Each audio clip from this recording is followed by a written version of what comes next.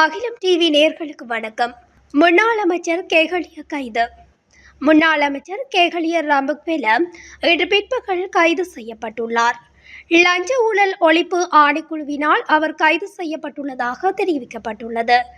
இன்று அவர் வாக்குமூலம் அளிக்க ஆணைக்குழு முன்னிலையான போது அவர் கைது செய்யப்பட்டுள்ளார். கைது செய்யப்பட்டுள்ள முன்னாள் அமைச்சர் கொழும்பு பிரதான நீதவான் நீதிமன்றத்தில் முன்னிலைப்படுத்தப்பட உள்ளார் எனவும் தெரிவிக்கப்பட்டுள்ளது. இலங்கையின் முக்கிய செய்திகளை தொடர்ந்து அறிந்து கொள்ள அகிலம் டிவியுடன் இணைந்திருங்கள். நன்றி, வணக்கம். அகிலம், மாற்றத்திற்கான மக்கள் குரல். இந்த வீடியோ பிடிச்சிருந்தா லைக் பண்ணுங்க, கமெண்ட் பண்ணுங்க, ஷேர் பண்ணுங்க. மறக்காம கீழே இருக்க பெல் ஐகானை கிளிக் பண்ணுங்க.